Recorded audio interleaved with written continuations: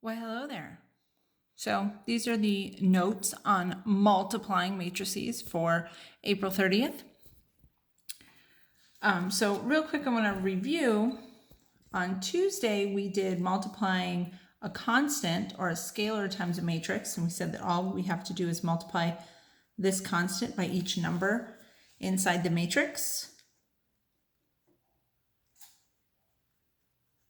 And so the resulting matrix would be 4, -2, 12, and 0. Now, if we remember back from adding and subtracting matrices, we know that in order to add and subtract, they have to have the same dimension. So we could add or subtract a 2 by 2 matrix with another 2 by 2 matrix, and that would be just fine. But if we tried to do this same 2 by 2 matrix and say a 1 by 2 matrix, this would not work because they don't have the same dimensions. But when it comes to multiplication, you don't have to have the same dimensions. Not quite. So when can you actually multiply a matrix or multiply matrices? Well, you can multiply matrices when the number of columns in the first matrix, remember columns are up and down, is equal to the number of rows or side to side in the second matrix. So for example, I have a 2 by 3 matrix here. So 2 rows by 3 columns. This one I have 3 rows by 2 columns. So these two numbers are the same. So those two could be multiplied. Here though, I have a 2 row by 3 column matrix times a 2 row by 3 column matrix. These two numbers are different, so this cannot be multiplied. We could add or subtract them, but they can't be multiplied. So you may be asking yourself, if the matrices have different dimensions, what's the answer going to look like? It's a great question. So what we're going to do is we know that if we have the rows and columns from the first matrix and the rows and columns from the second matrix, these two numbers in the middle have to be the same or they can't be multiplied. Your resulting matrix is going to have the same number of rows as the first matrix and the same number of columns as the second matrix. So let's see what that looks like with real numbers. So a 2 by 3 times a 3 by 2 matrix. Well, that can be multiplied because the two inner numbers are the same. So our resulting matrix would be a 2 by 2 matrix. So that means 2 rows, 2 columns. All right, here we can add, or we can multiply these because the two inside numbers are the same. The number of columns is equal to the number of rows.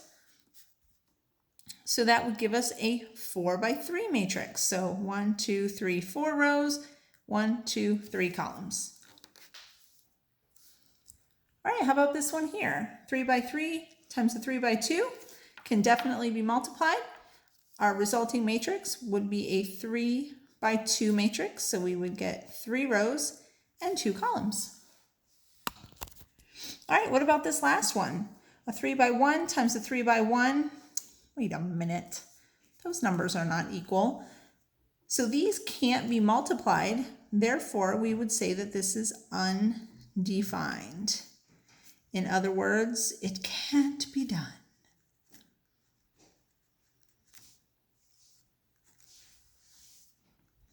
All right, so I feel like the best way to learn how to multiply matrices is just to multiply them. So we're going to jump right into it. All right, so multiplying matrices is also called a dot product. If you wanted to Google, look up videos or Google some more information about multiplying matrices, you might also want to Google the term dot product. But if you Google the term dot product, you want to add the word matrices because there is a dot product that has to do with another concept in math that if you look at that, it might confuse you a little bit. So, all right, let's get going. So I see here I have a 3 by 2 matrix. So I have 3 rows, 2 columns. In this one, I have 2 rows and 3 columns. So that tells me that these can be multiplied, and the resulting matrix is going to be a 3 by 3 matrix. Now, I find it much easier to know my dimensions before I start. So I want to point out a few things, and you don't always have to write this out, but it might help. I've got 9 spaces to fill in this matrix. 3 rows, 3 columns. Remember way back when we first started talking about matrices, we said each element in the matrix had a coordinate. So this first one would be 1, 1, because it's the first row, first column. This would be 1, 2, 1, 3, 1, 4, or I'm sorry, not 1, 4. Oh my gosh, 2, 1, because we're starting over. This would be 2, 2. This would be 2, 3. And then this one down here would be 3, 1, 3, 2, and 3, 3. Excellent. So I'm going to draw another matrix over here because I think with those little things we're going to lose some space. We'll see. All right, so remember, from the first matrix, all we care about that's left are the rows. And then in the second matrix, we care about the columns. Okay, because these two things were the same, so they kind of got eliminated. So we care about the rows in this one and the columns in this one. So watch how this is going to happen. All right. So to fill this space for 1, 1, the first row, first column, we're going to take the first row and multiply it by the first column. So I'm going to take, this is 1, 1. So this would be 2 times 4. And we're going to add it to 1 times 2. So 2 times 4 is 8. 1 times 2 is 2. That equals 10. So 10 goes in there in space 1, 1. So now space 1, 2 is going to be the first row, second column. So first row, 2, I'm going to put my 1 here. So first row, second column, 2 times -6, 1 times 9. So 2 times -6 is -12, 1 times 9 is 9, so that gives me -3. So here in 1, 2, we put -3. All right, so now I want to do 1, 3. Again, first row, so 2 and 1. Third column, so 2 times 8 plus 1 times 7. So 2 times 8 is 16, 1 times 7 is 7. So that comes out to 23. So in space 1, 3 goes 23. All right, so now we got to do the next 2 rows. All right, so 2, 1. We want the second row, first column. So let's do 2, 1 is going to be second row, first column. So 4 times 4 plus 6.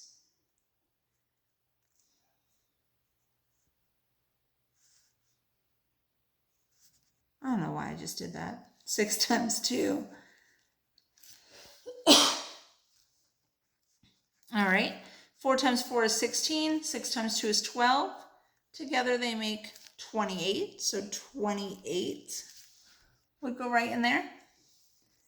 All right, now we're going to do 2, 2. So second row, second column. So that's 4 times -6 plus 6 times 9.